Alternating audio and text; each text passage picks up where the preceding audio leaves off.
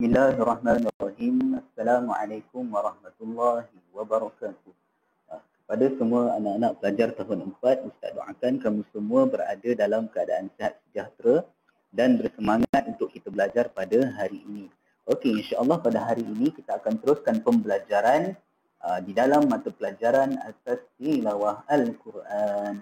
Okey, jadi sebelum tu jom kita bersama-sama membaca doa sebelum belajar. Okey, bismillahirrahmanirrahim. Allahumma ftah alaina hikmataka wanshur alaina min khazaini rahmatika ya arhamar rahimin. Amin ya rabbal alamin. Okey, jadi pada hari ini kita akan teruskan pembelajaran di dalam tajuk Tajwid Al-Quran, iaitu pelajaran yang kelima, pelajaran yang terakhir di dalam mata pelajaran asas tilawah Al-Quran. Okey. Jadi pada minggu lepas kita dah sentuh berkenaan dengan tajwid Al-Quran di bawah hukum nun mati dan tanwin ataupun nun sukun dan tanwin.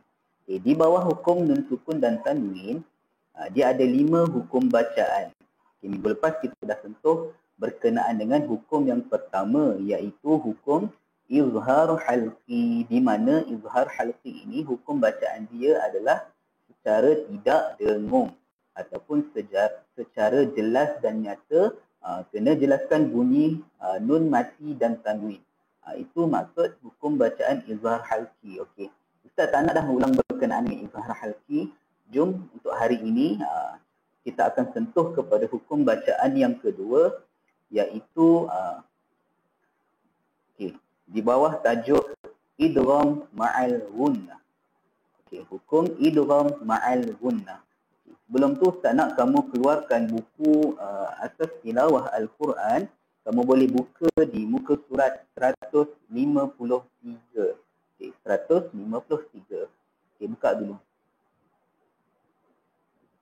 Okey, dah buka. Okey, jom kita tengok.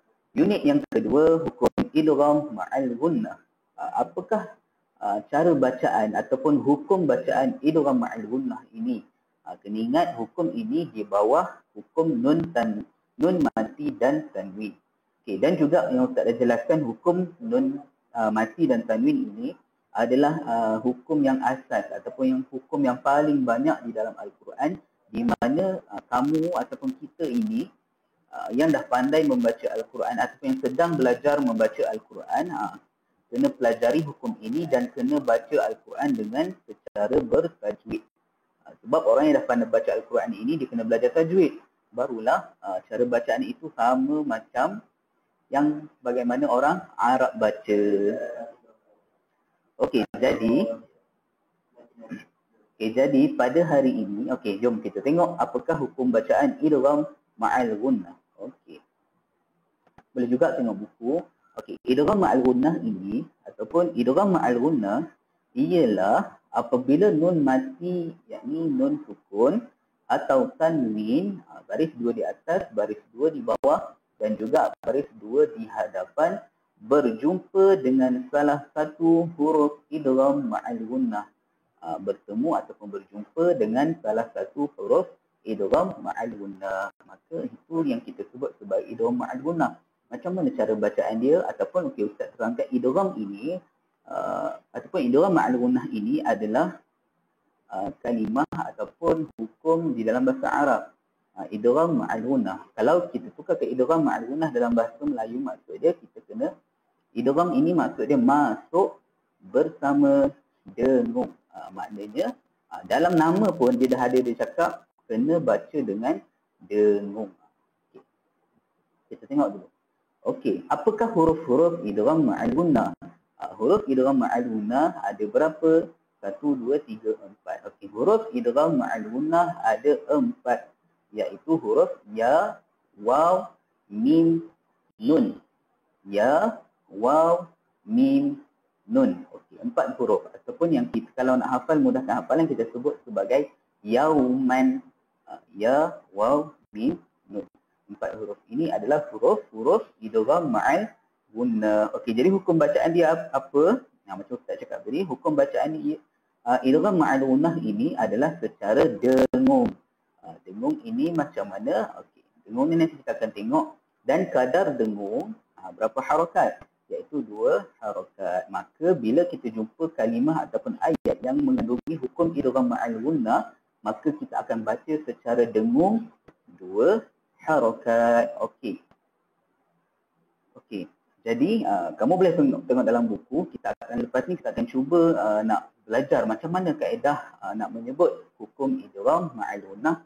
Kamu boleh tengok buku juga di muka 153 itu. Okey, kita tengok contoh bacaan idgham ma'al gunnah. Contoh bacaan idgham ma'al gunnah. Okey. Yang dekat ustaz ni, okey, dia ada 2, iaitu hukum nun mati. Ustaz berdatangkan 2 contoh, dan juga hukum tanwin juga ustaz datangkan 2 contoh, di mana salah satu daripada kedua ini ustaz dah ambil dalam buku kamu, dan satu lagi ustaz ambil contoh lain lah daripada buku asas tilawah Al-Quran ini. Okey. Jom kita tengok bagaimana kita nak membaca bacaan idgham ma'al gunnah. Jom kita tengok yang pertama. Okey, nun mati.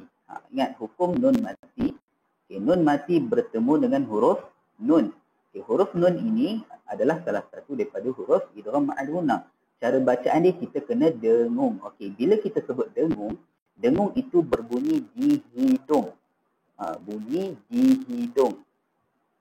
Kalau tak berbunyi di hidung, dia tak nama dengung. Okey, kita tengok macam mana. Okey. Nun mati bertemu nun, dengung 2 harakat. Dengar ustaz baca dan kamu juga boleh ikutlah. Okey. Min ni'matin. Min ni'matin. Min ni'matin. Okey, dengung di hidung sekadar 2 harakat. Okey, yang kedua, nun mati bertemu dengan huruf ya. Nun mati bertemu dengan huruf ya. Jadi bacaan juga secara idgham ma'al gunnah, apa Ustaz cakap tadi, kita kena baca masukkan dia. Masukkan huruf nun ke dalam huruf ya dengan dengung. Jadi bunyi dia macam ni. May yattakhidha.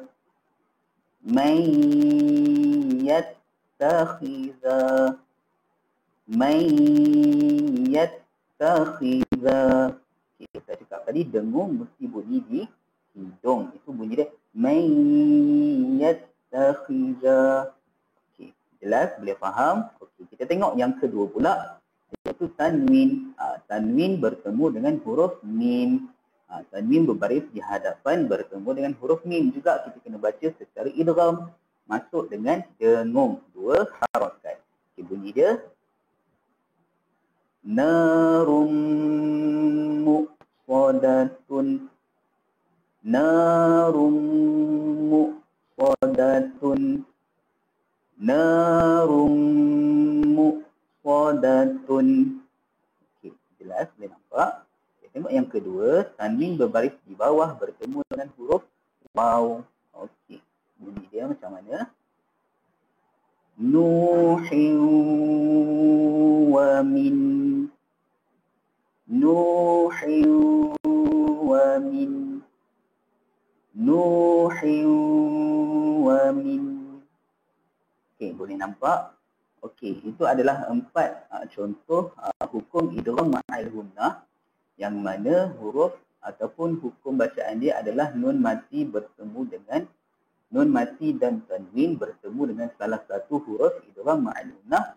Kita baca secara dengung 2 harakat. Dan kena ingat, bila bunyi dengung, bunyi di ataupun dia punya dengung di hidung.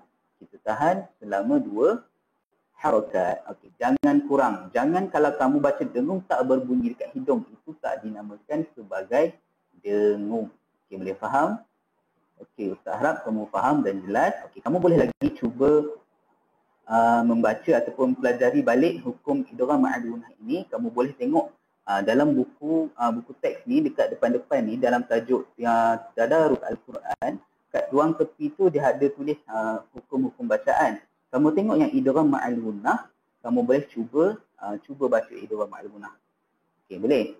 Okey, jadi cukup sekadar itu sahaja dulu untuk hari ini, iaitu hukum idgham ma'al gunnah. Okey, kita akan sambung lagi pada minggu hadapan dengan hukum yang lain.